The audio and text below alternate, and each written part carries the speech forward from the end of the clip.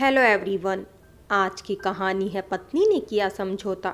कहानी अगर अच्छी लगे तो लाइक करें, शेयर करें और प्यार भरी कहानी चैनल को सब्सक्राइब करें। यह क्या है मानव, तुम अभी तक कंप्यूटर में ही उलझे हुए हो। जिया घर में घुसते ही तीखे स्वर में बोली थी। कंप्यूटर में उलझा नहीं हूँ, काम कर रहा हूँ। मानव ने उतने ही तीखे स्वर में उत्तर दिया था। ऐसा क्या कर रहे हो सुबह से? हर बात तुम्हें बतानी आवश्यक नहीं है और कृपया मेरे काम में विघ्न मत डालो, मानव ने झिड़क दिया। तो जिया चुप न रह सकी। बताने को है ही क्या तुम्हारे पास? दिन भर बैठकर कंप्यूटर पर गेम खेलते रहते हो, काम धंधा तो कुछ है नहीं। मुझे तो लगता है कि तुम काम करना ही नहीं चाहते। प्रयत्न करने पर तो टेढ़े कार्य भी बन जाते हैं, पर काम ढूंढने के लिए हाथ पैर चलाने पड़ते हैं, लोगों से मिलना जुलना पड़ता है। तो अब तुम मुझे बताओगी कि काम ढूंढने के लिए मुझे क्या करना चाहिए? ठीक कहा तुमने, मैं होती कौन हूँ तुमसे कहने वाली। मैं तो केवल घर और बाहर पीसने के लिए हूँ। बाहर काम करके लौटती हूँ तो घर वैसे का वैसा पड़ा मिलता है। ओह, मैं तो भूल ही गया था कि अब तुम ही तो घर की कमाऊ सदस्य हो। मुझे तो सुबह उठते ही तुम्हें साष्टांग प्रणाम करना चाहिए और हर समय तुम्हारी सेवा में तत्पर रहना चाहिए। मैं अपनी तरफ से भरसक प्रयत्न भी कर रहा हूँ कि महारानी जी को कोई कष्ट न पहुँचे।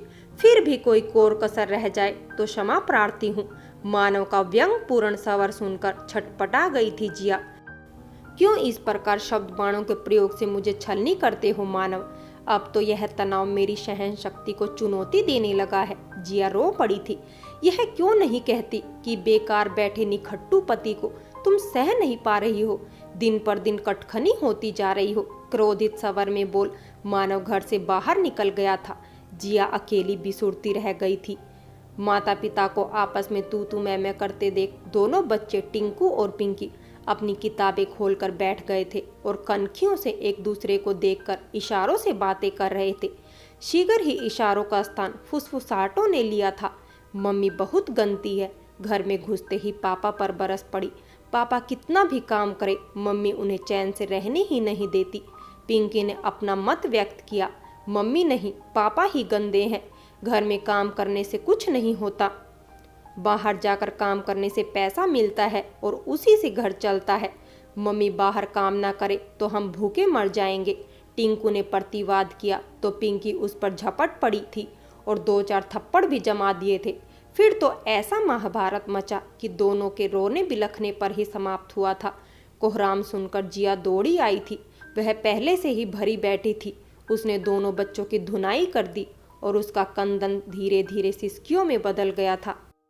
जिया बच्चों को मार पीट कर देर तक शून्य में ताकती रही थी, जबकि चारों ओर फैला अस्त व्यस्त सा उसका घर उसे मुंह चिढ़ा रहा था। मेरे हंसते खेलते घर को न जाने किसकी नजर लग गई, उसने सोचा और फफक उठी। कभी वह स्वयं को संसार की सबसे भाग्यशाली स्त्री समझती थी।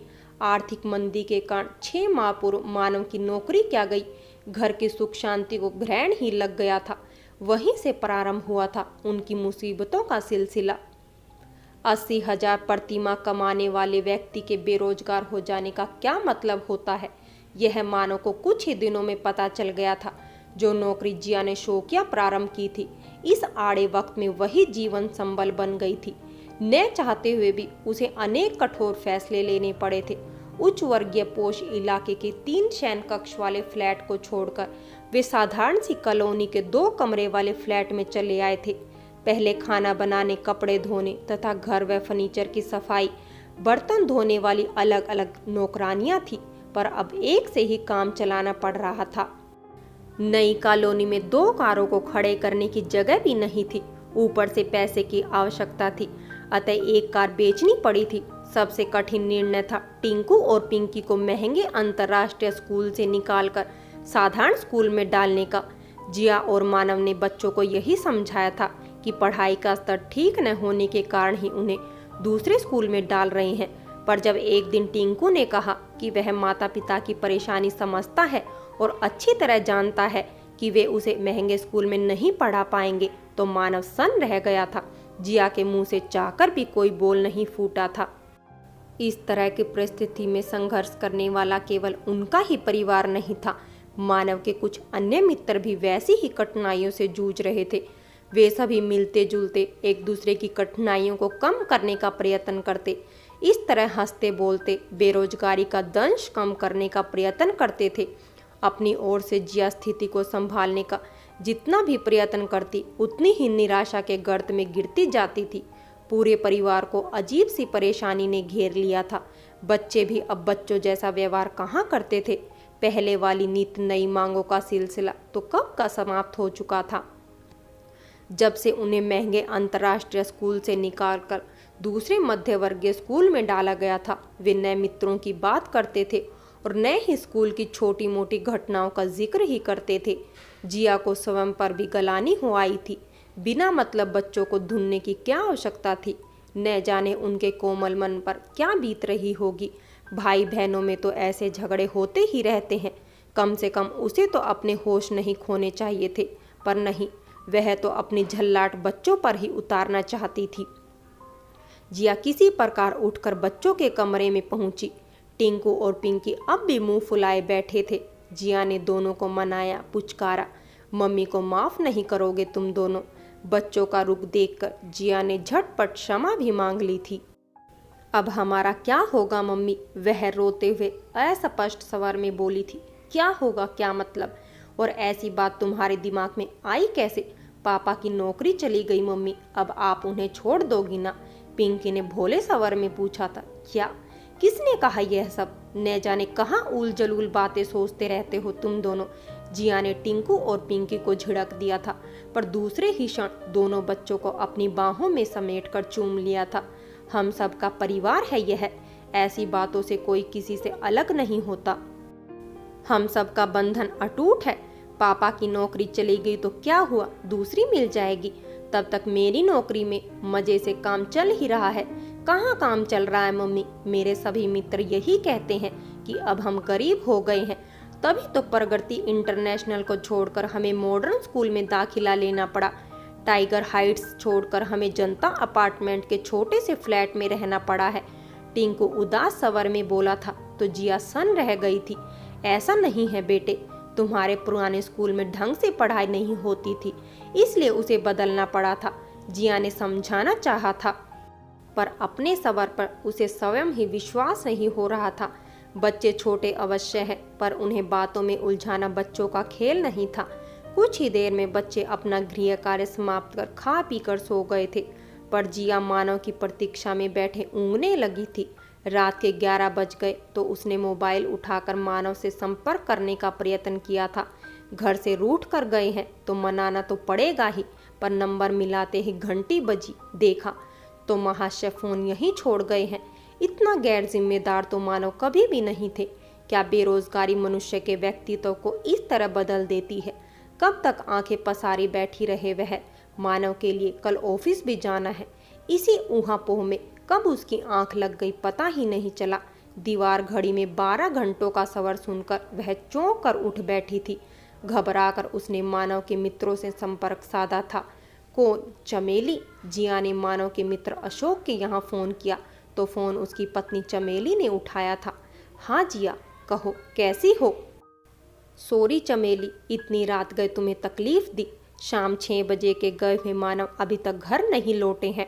तुम्हारे यहाँ आए थे क्या? कैसी तकलीफ जिया, आज तो लगता है सारी रात आंखों में ही कटेगी। मानव आए थे यहाँ। मानव और अशोक ने साथ चाय पी, गपशप चल रही थी कि तभी महेंद्र की पत्नी का फोन आ गया कि महेंद्र ने फांसी लगाकर आत्महत्या कर ली है। दोनों साथ ही महेंद्र के यहाँ गए हैं, पर उन्हें तुम्हें फोन तो करना चाहिए था। मानव अपना मोबाइल घर पर ही भूल गए हैं, पर महेंद्र जैसा व्यक्ति ऐसा कदम भी उठा सकता है, मैं तो सोच भी नहीं सकती थी। हुआ क्या था पता नहीं।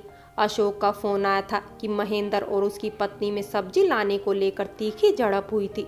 उसके बाद वह तो पास के ही स्टोर में सब्जी लेने चली गई थी और महेंद्र ने यह कांड कर डाला। चमेली ने बताया था। हाय राम, इतनी सी बात पर जान दे दी। बात इतनी सी कहाँ है जिया, ये लोग तो आकाश से सीधे जमीन पर गिरे हैं।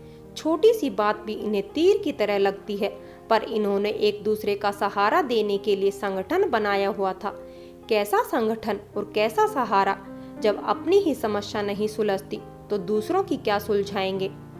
चमेली लगभग रो ही पड़ी थी। अशोक भैया फिर भी तकदीर वाले हैं कि शीघ्र ही दूसरी नौकरी मिल गई। जिया के शब्द चमेली को तीर की तरह चुभे थे। तुमसे क्या छिपाना जिया, अशोक के चाचा जी की फैक्ट्री है, पहले से 1/3 वेतन पर दिन रात जुटे रहते हैं, ऐसा समय भी देखना पड़ेगा, कभी न सोचा था। जिया ने फोन रख दिया था। जिया की चिंता की सीमा न थी।